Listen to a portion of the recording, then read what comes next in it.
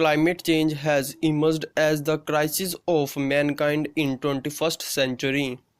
It is the cumulative effect of the interaction between the nature and the man since the beginning of human civilization. With the increasing global population, rapid industrialization, increasing vehicle and machines, and depleting green cover, the level of greenhouse gases like carbon dioxide, methane, carbons, and sulfur in the environment rises. The greenhouse gases have the tendency to trap sun radiation, which leads to rise in the global mean temperature. The rising global temperature disturbs the climate cycle and leads to what is known as crisis of climate change. The melting ice caps in poles, rising sea level, unpredictable behavior of monsoon leading to drought and floods are some of the signs of impending climate change. The UN agency Intergovernmental Panel on Climate Change is engaged in the study and analysis of global climate change patterns. The IPCC was established by the UN in 1988. The IPCC has so far published 5 assessment reports. These reports underline the negative impacts of climate change as mentioned above. As per the estimates of the IPCC, if global mean temperature rises above 2 degrees centigrade in comparison to pre-industrial level, the crisis of climate change will be irreversible. Usually, year 1850 is considered as the beginning of industrial era.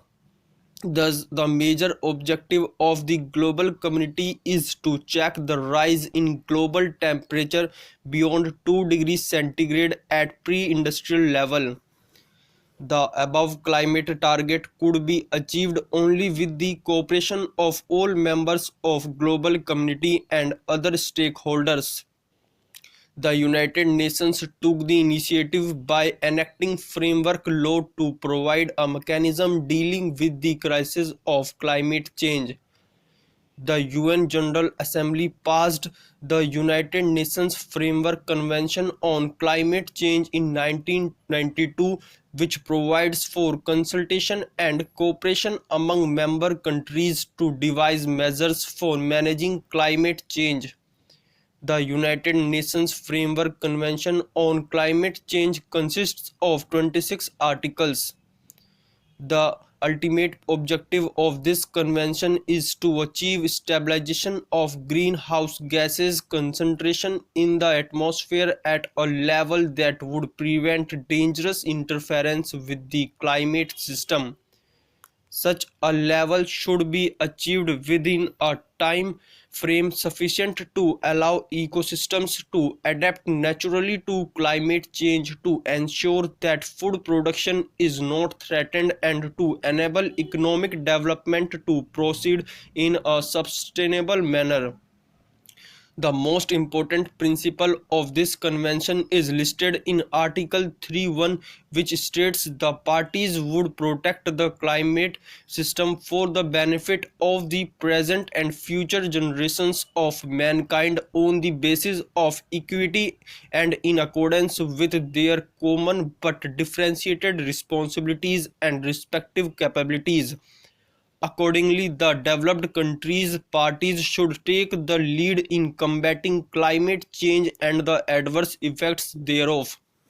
Article 7 of the Convention establishes a mechanism called Conference of Parties, which shall be highest decision-making and supervisory body under the Convention.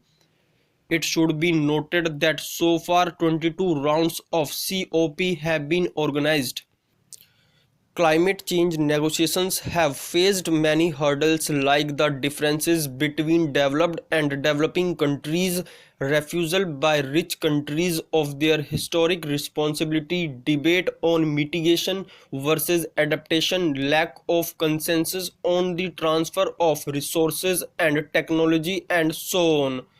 However, global community succeeded in arranging Paris Agreement during 21st round of annual negotiations held in Paris in 2015.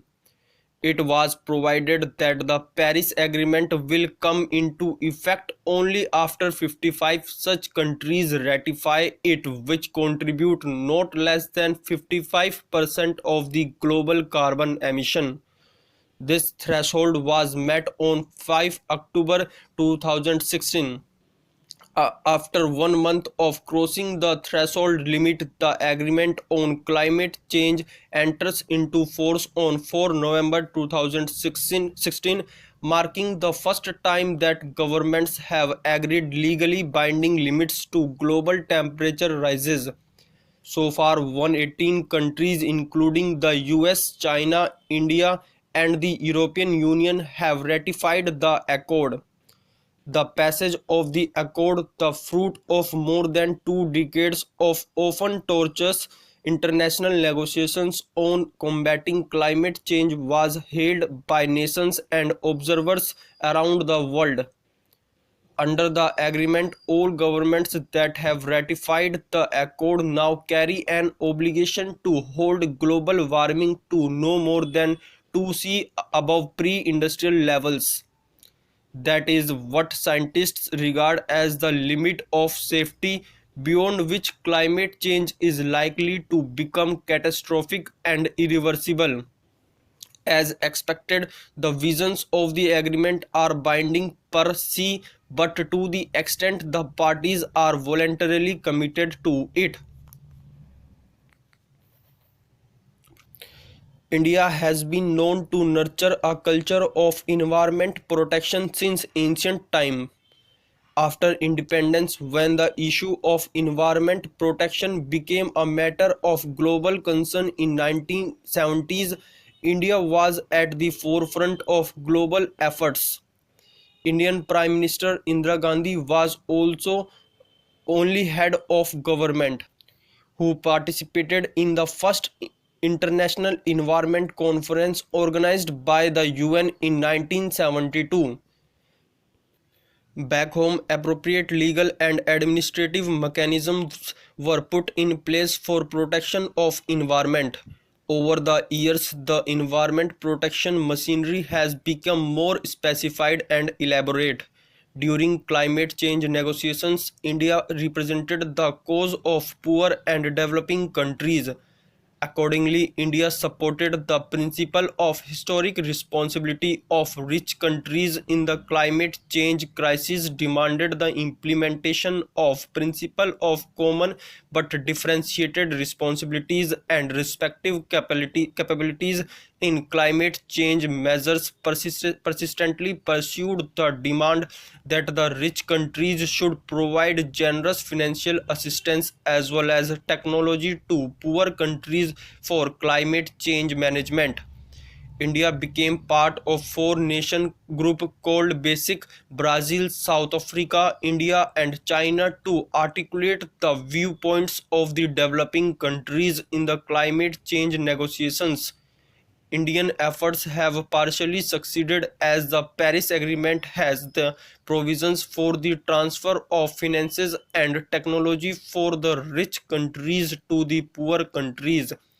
At domestic level, India has adopted an ambitious and comprehensive national plan of action on climate change, which was announced on 30th June 2008.